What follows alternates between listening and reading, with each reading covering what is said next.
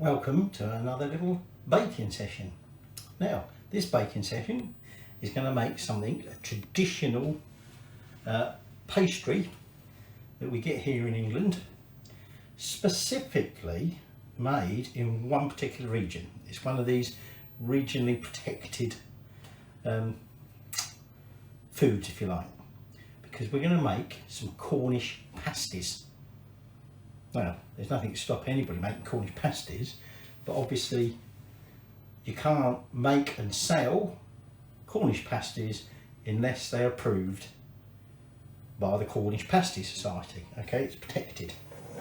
But we're going to follow the traditional recipe from the Cornish Pasty Company, if you like, and we're going to bake them, and we're going to attempt to crimp them just like they are in, in any of those that you buy. But for that, to begin with, we need to make the pastry. Okay, a nice shortcrust pastry, and it's going to need 3 hours chilling. So we're starting to make the pastry. We'll put that in, and then when it's get at the end of that 3 hours, we'll start preparing the ingredients. But typically, it should include potato, swede, although it can sometimes be called yellow turnip, I believe, in Cornwall, but it's swede, beef skirt is the traditional beef we use, an onion, and plenty of pepper and salt. But again, we'll come to all that once we're getting ready to roll this out. So this is going to make about 6 pasties. Okay, so I've got some butter and some lard and some water chilling in the fridge. So let's get that out and we can start baking. So in my bowl, I've got 500 grams of really strong bread flour. Okay, and I'm going to add 1 teaspoon of ordinary salt to that. Okay, I'm just going to give that a quick mix in, and then I have 125 grams of butter that's been chilled nicely and cubed up, and 120 grams of lard. Okay, now traditionally the recipe would obviously say what you should be going for is Cornish butter. Okay, this is just ordinary butter from Tesco, I don't know where it comes from. Right, and what we're going to do is we just want to rub that fat into that flour until the whole thing just resembles a load of breadcrumbs. Okay, I've left my water in the fridge at the minute because obviously we want the water nice and cold. Okay, and this is going to take a little while to get all this fat incorporated into that flour. So I'm just going to carry on rubbing this together, and then when we come to make the dough, we'll come back to you, and the dough will need quite a lot of kneading. Now you could use stand mix for this. Okay, I'm not bothering. So I think I've just about got that all mixed in together. So here's my chilled water, 175 mils. I'm just going to put that in there, and we're now just going to mix this together, and then when we've got it to a nice dough, what we're going to do is start to knead it. Now, because of the nature of the Cornish pasties, you want a nice strong bread dough, because we want plenty of gluten in there, and we also need to stretch that. Oops, flicking over here. Stretch that gluten. There's a bit of butter in that bit. Get it nice and stretched and pliable, and so essentially we just keep kneading this. I'm going to take it out of the bowl and knead it on the surface in a minute. I should need a bit of flour, it's a little bit sticky at the minute. But we should need to knead this until the whole thing looks nice and elastic, and then it's going to go back into this bowl and be covered, and it's going to chill in the fridge, like I say, for 3 hours. Now when we get to that point where we're going to start rolling it out, we will then start preparing the filling ingredients. Okay, like I say, this should make about 6 pasties. So we're not quite there yet for rolling out the pastry, but what we're going to do to start with is we're going to get the filling done. So what I've got here is some beef. Now traditionally it should be beef skirt. I have trouble finding beef skirt, so I've found something pretty much similar. Okay, and what we're going to do, I've got 400 grams here, and I'm just going to sort of cut this up. It's in thin slices. You could have it cubed if you want. I'm just going to cut it up into small pieces because obviously, you know, we want to spread this throughout the pasty. Okay, we don't want big chunks of meat as such in there. So I'm just going to carry on doing that, and then I'm going to divide it up into 6. Divide it up into 6 because this will then be portioned ready for each pasty. I've already peeled, but I've not yet chopped a couple of onion. Well, actually, it's 1 onion. We want how much is it? 150 grams of onion, 150 grams of swede, and 300 grams of potato. Potato, you want something like a Maris Piper because that will sort of hold its firmness when it's cooking. You don't want ones that are all going to break up and become all floury like some can do.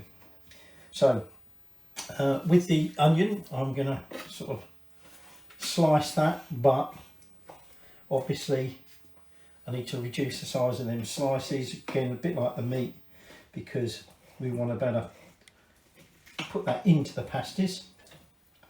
The swede I'm going to cut up into small bits, pretty much like this meat to be honest, and the potato I'm going to cut into small cubes.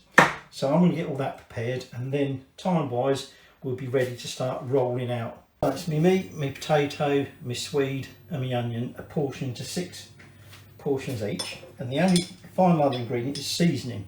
Now this is white pepper and salt, and you want to do 2 lots of salt to 1 lot of pepper. So I've measured some out, and I might need to make some more than that. Essentially we add sort of like a pinch as we build each layer up. So we put the, you know, the first ingredient on, pinch of seasoning, next ingredient, pinch of seasoning, and so on. So the next thing we're going to do is we're going to roll out our dough. Now again, I'm going to use my scales and I'm going to portion it up into 6 portions. That will make it a little bit easier. We want to roll them out into about a 20 centimetre disc, and that side plate is just the right size, so we'll use that as a template to cut it. So I'm going to get the dough out and I'm going to get rolling it, but before I do that, like I say, I'm just going to portion it into 6s. So that's my pastry measured out into equal sized balls, and all I'm going to do now is we're just going to roll it, and like I say, we want it to be quite thick, okay, and we want it to be as wide that plate. So I'm just going to trim that, and there we have our first pasty.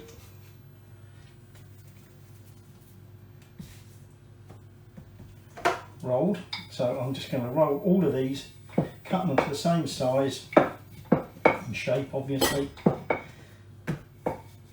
and then we can start the business of filling them. Now the next thing we want to do is we want to get the oven on, okay, because we obviously want to bake these. I don't know that. Don't know what the old tart's going on about. You want that on 165 Celsius on a fan, and we're going to be baking them for about 50 to 55 minutes, but we'll need an egg wash as well before we put them in the oven. So I'm just going to get me rolling all done. So I've still got 2 more to roll, but as you can see, I'm running out of space. So the first thing we do is we're going to fill this pasty. Now we've got to make sure we've got plenty of room to be able to flip this over and seal it. But the first thing that's going on there is our potato. Okay, so I'm just going to take one of those portions of potato that I measured out, and I might not quite use all of that, because remember, we've got to build up everything onto there. Okay, you need room to do all that. Now, like I said to you, next thing we do is we take our spice mix and we add a little pinch of that. Right, the next thing we're adding is the swede. Where have I put my swede? My swede's over here. So again, we're just going to put the swede on top. Again, making sure we're leaving room there for the fold. Again, generous portion of seasoning. Onion. So the next bit is our onion. Again, that goes on top.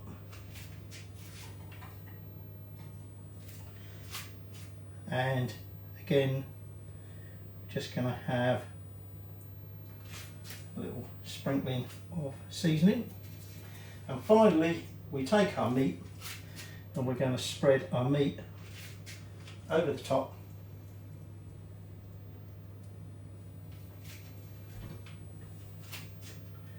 And then it will be one final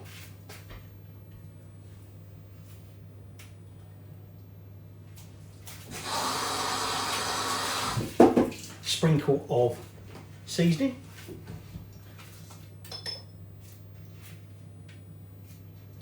And then we're going to take some water and we're just going to, with a brush, wet around the outside.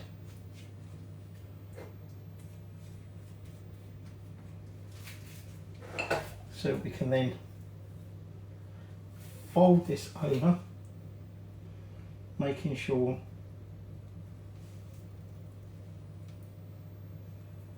we're sealing everything into there.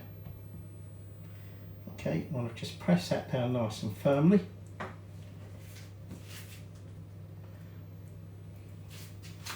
And then the next trick we've got to try and do is our crimping. Now to do that, if you press your finger down on to the pastry, don't know whether you can see that from there, and put a finger under the bit behind, lift it over and just gradually go round. Not a very good crimp, I must admit.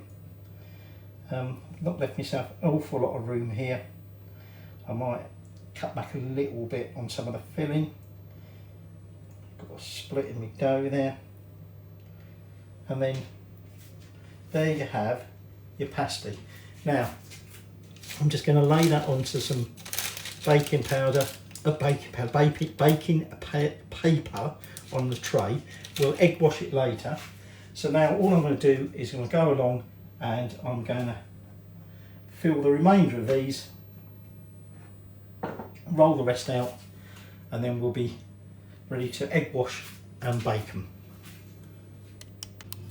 So here I've got an egg beaten with some milk, and all we're going to do is we're going to apply that wash all over the top surface. Try not to let it pull into the crimping if you can.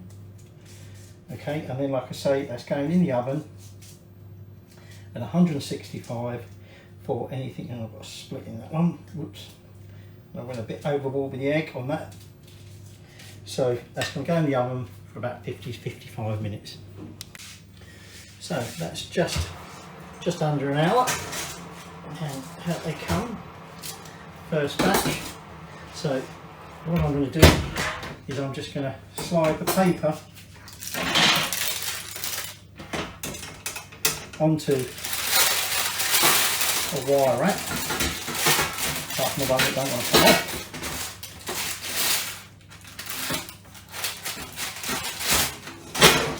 And we'll let them cool a little bit before we taste them.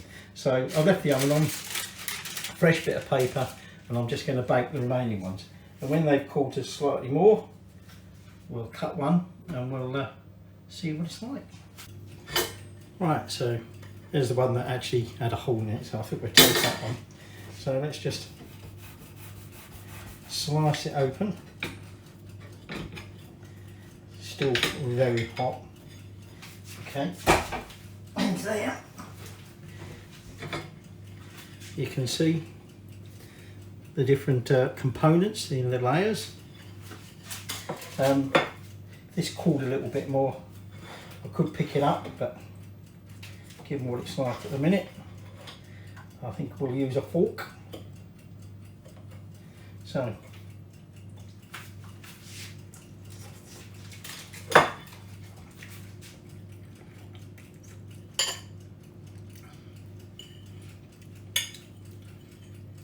tastes like any typical pasty I've ever had. Potatoes, firm but not too firm. See what it squeeze up. That's the next batch in the oven. I think the tray just expanded. The wife certainly said they smell like your typical pasty.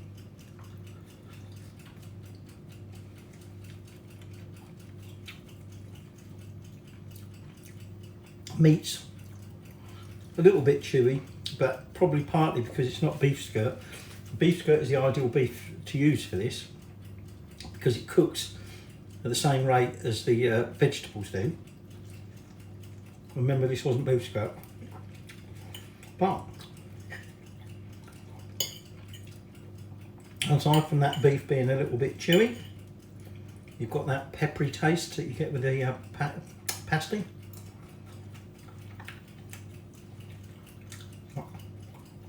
Some sweetness coming through from the veg.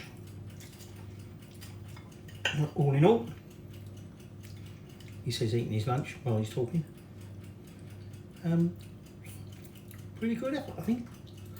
Oh, there you go. Your Kentish pasty, because not cooked in Cornwall, so you can't call it Cornish pasty. Okay, so give it a go.